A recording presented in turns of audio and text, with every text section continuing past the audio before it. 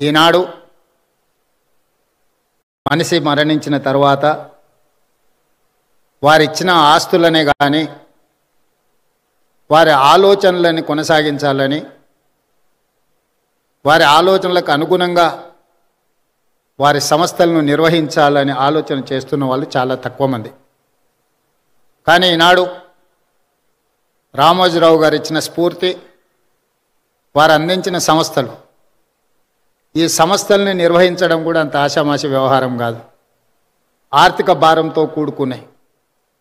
చాలామందికి ఇందులో లాభాలే ఉంటాయన్న ఆలోచన ఉంది, కానీ వీటి నిర్వహణలో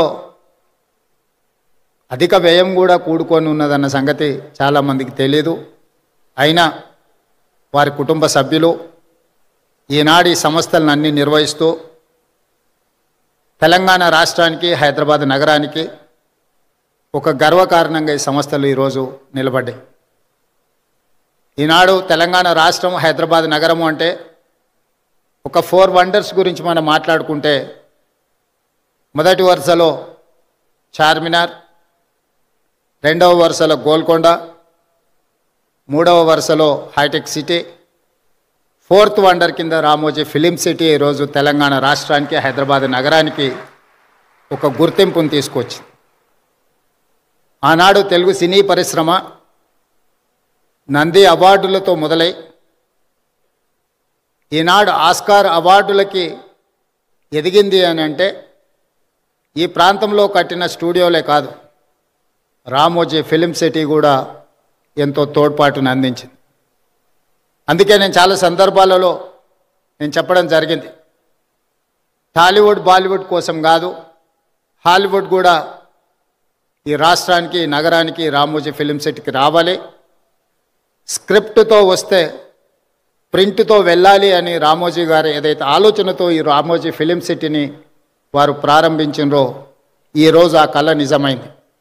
ఎవరైనా సినిమా తీయాలి అని అనుకుంటే స్క్రిప్ట్ తీసుకొని రామోజీ ఫిలిం సిటీ కాంపౌండ్లోకి వస్తే ఈరోజు ప్రింట్ తీసుకొని బయటికి వెళ్ళేంతగా అన్ని రంగాల నైపుణ్యాలను ఇక్కడ వారు కేంద్రీకృతం చేశారు.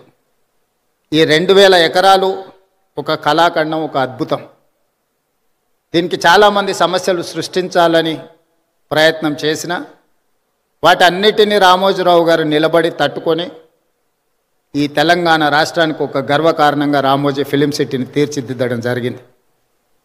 అదేవిధంగా పత్రికా రంగంలో ఈనాడు పత్రిక 50 సంవత్సరాలు పూర్తి చేసుకున్న సందర్భంగా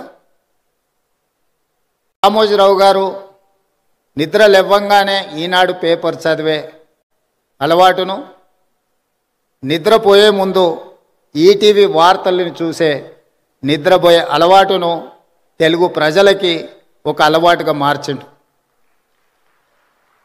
ఈనాడు ముఖ్యంగా రాజకీయ నాయకులకు ఈ అలవాటు వ్యసనంగా మారింది. ఉదయం నాకు ఎన్ని పత్రికలు వచ్చినా ఖచ్చితంగా హెడ్లైన్స్ అయినా ఈనాడు పేపర్ నేను తిరిగేస్తా. ఎందుకంటే నిఖార్సైన సమాచారం, మిగతా దాంట్లో కొంచెం మసాలాలు, కలర్స్ అవి ఇవి యాడ్ అవుతుంటాయి. ఇది యాక్చువల్ వార్తని ఈ 2-3 పత్రికలు చదివిన తర్వాత వాస్తవం ఏముందో తెలుసుకుందాము అని ఈనాడు తెలంగాణ రాష్ట్ర ముఖ్యమంత్రిగా 5-10 నిమిషాలైనా ఈనాడు పేపర్ నేను తిరిగేస్తాను. అదేవిధంగా సాయంత్రం ఇంటికి పోతే 9 గంటలకు ఈటీవీ వార్తల్ని తప్పకుండా చూస్తే ఎక్కడున్నాయి, ఈ ఊర్లోనే కాదు, ఈ నగరంలోనే కాదు, ఈ రాష్ట్రం పక్క దేశాలకు వెళ్ళిన సంపూర్ణమైన వార్తల్ని ఈటీవీలో ప్రసారం అవుతాయి.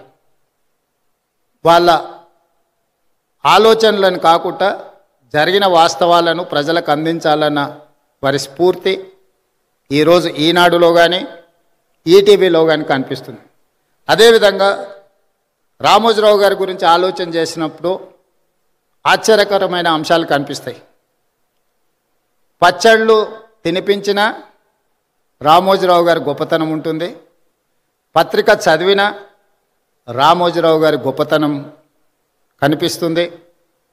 ప్రసార సాధనాలు మార్గదర్శి చిట్ ఫండ్కి, రామోజీ ఫిలిం సిటీకి, ప్రియా పచ్చళ్ళకి, ఈనాడు పేపర్కి దేనికి పొంతన లేదు.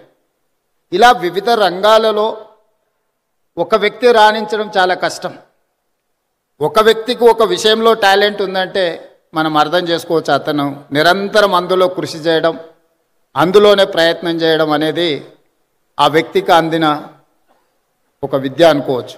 కానీ రామోజీరావు గారు ఏ రంగంలో ప్రవేశించినా ఆ రంగంలో నెంబర్ 1 ఉండడానికి వారు నిరంతరం, నాకు తెలిసి రోజుకు 18 గంటలు శ్రమించి ఈరోజు వారు ఏ రంగంలో ప్రవేశించినా ప్రతి రంగంలో తనదైన ముద్రను వారు వేయడం జరిగింది. అందుకే ఈనాడు రామోజీ సంస్థ ఈ రామోజీ ఎక్సలెన్స్ అవార్డు కార్యక్రమాన్ని పెట్టడం ద్వారా ఈరోజు అవార్డు గ్రహీతలను గుర్తించడమే కాకుండా భవిష్యత్తులో ఇంతకుముందు చంద్రబాబు నాయుడు గారు ఏదైతే చెప్పినరో ఈ అవార్డు అనేది ఒక గొప్ప గౌరవంగా భవిష్యత్తులో ఇది రాణిస్తుంది అని నేను కూడా వారితో ఏకీభవిస్తున్నా. రామోజీ ఎక్సలెన్స్ అవార్డు అనేది ఆషామాషిగానో లేకపోతే రవీంద్ర భారతిలో చప్పట్లు దుప్పట్లతోని ఏర్పాటు చేసే ఆర్టిఫిషియల్ అవార్డు కాదు అని నేను సంపూర్ణంగా విశ్వసిస్తున్నా. ఈరోజు అవార్డు గ్రహీతలకు ఖచ్చితంగా వారి శ్రమకు, వారి నైపుణ్యానికి ఒక గుర్తింపు, రామోజీ గారి ఆలోచనలని భవిష్యత్ తరాలకు అందించడానికి మీరు, మేము, మన అందరము చేయగలిగిన ప్రయత్నం అంతా చేయాలి. ఒక్క అనుభవాన్ని రామోజీరావు గారితో మొట్టమొదటి నేను కలిసిన అనుభవాన్ని మీతో పంచుకొని నా ఉపన్యాసాన్ని ముగిస్తాను. 2009 సంవత్సరంలో శాసనసభ ఎన్నికలు జరిగినాయి. ఎన్నికల తర్వాత ఓట్ల లెక్కింపుకు 1 నెల రోజులు సమయం ఉండే. మేము అప్పుడు అన్ని లెక్కలు వేసుకున్నాం, తప్పకుండా ప్రభుత్వం వచ్చేటట్టే ఉందని. మరి ప్రభుత్వం వస్తే మంత్రులు కావాలనే కోరిక కూడా ఉంటుంది కదా. ఈరోజు ఆంధ్రప్రదేశ్లో వాళ్ళు చాలామంది మంత్రులు ఉన్నారు. ఒక 4 మిత్రులను కలిసి రామోజీరావు గారి సమయం తీసుకున్నాం. సార్ మిమ్మల్ని కలవాలనుకుంటున్నాం మేము అని. రాండి అన్నాడు. 4 కలిసి రామోజీరావు గారి దగ్గరకు వచ్చినాం. మా నడక, మా చూపులను బట్టి ఆయనకు అర్థమైంది వీళ్ళేదో మంత్రి పదవులకు పైరవి కోసమే వచ్చినట్టున్నారని. భోజనం పెట్టి కూర్చోబెట్టి మేము అడగని కూడా అడగలే, వారే మొదలు పెట్టారు రాజకీయాలు, ఆ విధంగా ఎన్నికలు, ఫలితాలు ఏ విధంగా వస్తాయి అనేది విశ్లేషణ ఒక రకము. నేను ఇప్పటివరకు ఎవరికి ఎప్పుడు చంద్రబాబు నాయుడు గారికి నేను ఎవరికి మంత్రి పదవి ఇవ్వాలని చెప్పలేదు. నా దగ్గరికి ఎవరు వచ్చినా మంత్రుల కంటే కూడా ఎమ్మెల్యేలకు బాగా రాణిస్తారని నేను సూచన చేస్తూ ఉంటాను. మీ 4 కూడా అదే సూచన అని వారు మాకు, అంటే మా మనసులో ఉన్న మాటను గుర్తించి, అంతకుముందు బయట చాలామంది మంత్రివర్గం అంతా చంద్రబాబు నాయుడు గారు, రామోజీరావు గారు చిట్టి పంపిస్తారు, చంద్రబాబు నాయుడు సార్ మంత్రివర్గాన్ని ఏర్పాటు చేస్తాడని బయట చర్చ జరుగుతుండేది. సరే రామోజీరావు గారు మా 4లో ఎవరికో ఒక్కరికైనా తప్పకుండా చెప్తాడు అనుకొని మేము వచ్చినాము. వారు రాజకీయ నాయకులకు కానీ ప్రభుత్వంలో కానీ ఇలాంటి సూచనలు ఎప్పుడు నేను చేయను. మీరు కష్టపడి పని చేయండి, మీరు మంచి చేస్తే తప్పకుండా నా పత్రికలో స్థానం ఉంటుంది, మీరు చెడు చేస్తే మాత్రం మొదటి పేజీలో స్థానం ఉంటుంది, మీరు ఏది కావాలనో కోరుకోండి అని చెప్పి మంచి భోజనం పెట్టి, రామోజీరావు గారు మంచి హోస్ట్. నేను ముఖ్యమంత్రి అయిన తర్వాత కూడా వస్తే చాలాసేపు భోజనం పెట్టి చాలా విషయాలు మాట్లాడినారు. ముఖ్యమంత్రిగా వచ్చినప్పుడైనా ఏదైనా పనుల విషయంలో ప్రస్తావిస్తారేమో నేను అనుకున్నా, వారు ఏం మాట్లాడలేదు. వారు చెప్పిండ్రు ఇది నా బాధ్యత, ఎందుకు సార్ రెస్ట్ తీసుకోవచ్చు కదంటే, నిత్యం నాకు ఈ పనిలోనే ఒక సంతృప్తి ఉంటుంది, ప్రతి పేజు నేను చదువుతాను. అక్కడక్కడ వారు స్పెల్లింగ్ కరెక్షన్స్ ఉంటే కూడా పత్రికలో వచ్చిన ఆ డేటా అంటే మ్యాటర్ని కూడా వారు రౌండప్ చేసి పెట్టి అందులో ఏం తప్పులు ఉన్నాయో కూడా మార్క్ చేసి పెట్టి వారి టేబుల్ మీద కనిపించింది.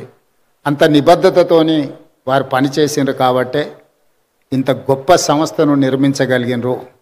రామోజీ అనేది ఒక పేరు కాదు, ఒక బ్రాండ్. ఈ బ్రాండ్ను కొనసాగించే క్రమంలో మా వంతు సహకారం, మా సహకారం ఏం లేదు, మేము మీకు అన్యాయం చేయకపోవడం మీకు పెద్ద సహకారము. మా ప్రభుత్వం వైపు నుంచి సంపూర్ణంగా రామోజీ గ్రూప్ సంస్థలకు సంపూర్ణమైన సహకారం ఉంటుంది. Ramoji film city, Ramoji ETV కావచ్చు, ఈనాడు కావచ్చు, తెలంగాణకు, హైదరాబాద్ నగరానికి ఒక గొప్ప గౌరవం. ఈ తెలంగాణ గౌరవాన్ని ముందుకు తీసుకువెళ్ళడానికి మా రాష్ట్ర ప్రభుత్వం తరఫున సంపూర్ణమైన సహకారం ఉంటుంది. అదేవిధంగా పెద్దలు వెంకయ్య నాయుడు గారు, ఎన్వి రమణ గారు సూచన చేసారు తెలుగు భాష గురించి. తప్పకుండా మేము ఈ మధ్యకాలంలో ప్రభుత్వం ఇస్తున్న జీవోలు మిగతా వాటిని తెలుగులోనే ఇస్తూ ఉన్నాం. కాకపోతే ఇంకా అది కొంత సమయం పడుతుంది. దాన్ని తప్పకుండా ముందుకు తీసుకెళ్తాం. రాధాకృష్ణ గారు ఇక్కడ గవర్నర్గా 3.5 నెలలు వారి బాధ్యతలు నిర్వహించి సంపూర్ణమైన సహకారాన్ని తెలంగాణ రాష్ట్రానికి అందించారు. ఈనాడు ఉపరాష్ట్రపతిగా వారు బాధ్యతలు తీసుకున్నారు. ఆనాడు ఉపరాష్ట్రపతిగా వెంకయ్య నాయుడు గారు తెలుగు రాష్ట్రాలకు సంబంధించిన సమస్యల్ని పరిష్కరించడంలో, కేంద్ర ప్రభుత్వం ఇచ్చిన హామీలను అమలు చేయించడంలో నిరంతరం వారు ముఖ్యమంత్రులతో సమన్వయం చేసుకొని అన్ని సంస్థలకు సంబంధించిన అధికారులను, వివిధ శాఖలకు సంబంధించిన